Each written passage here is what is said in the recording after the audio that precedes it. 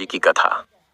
बहुत समय पहले की बात है, जब माता लक्ष्मी ने भगवान विष्णु से एक प्रश्न किया, प्रभु, संसार में स्त्रियों का सबसे बड़ा धन क्या है? भगवान विष्णु मुस्कुराए और बोले, स्त्री का सबसे बड़ा धन उसका पति है। यदि स्त्री सच्चे मन से अपने पति की सेवा करे और उसे परमेश्वर के समान माने, तो वह सदा सुखी और समृद्ध रहेगी।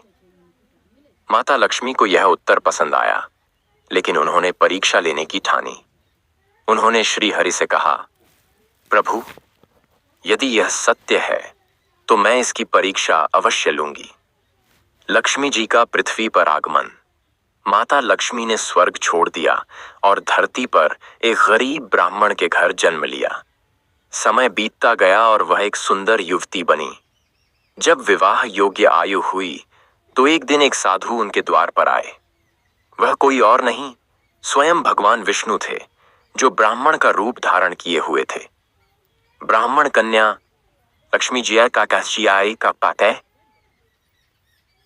के चरण धोकर विनम्रता से कहा, महात्मन, कृपया बताइए, मैं आपकी क्या सेवा कर सकती हूं? भगवान विष्णु बोले, मैं एक निर्धन ब्राह्मण हूं और विवाह योग्य हूं। क्या तुम मुझसे विवाह करोगी? लक्ष्मी जी ने मुस्कुराकर कहा, हाँ, मैं आपसे विवाह करना चाहती हूं, लेकिन एक शर्त है।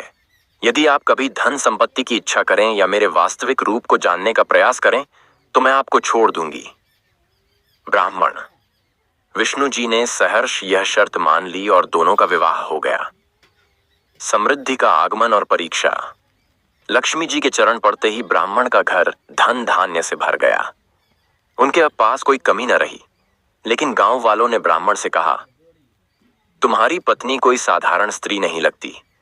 तुमने कभी उसके विषय में जानने की कोशिश की? धीरे धीरे ब्राह्मण के मन में भी संदेह उत्पन्न हुआ। एक दिन जब लक्ष्मी जी पूजा कर रही थीं, ब्राह्मण ने उनके असली रूप को देखने का प्रयास किया। जैसे ही उन्होंने यह किया, लक्ष्मी जी मुस्कुराईं और बोलीं, हे स्वामी, आपने शर्त तोड़ दी, अब मुझे लौटना होगा। इतना कहकर माता लक्ष्मी अंतर्धान हो गईं और भगवान विष्णु अपने असली रूप में प्रकट हो गए।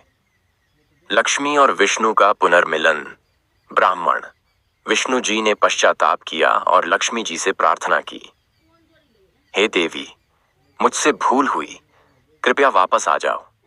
माता लक्ष्मी ने कहा, प्रभु, जब तक व्यक्ति लोभ और संशय को त्याग नहीं देता, तब तक लक्ष्मी स्थायी रूप से उसके घर में निवास नहीं करती।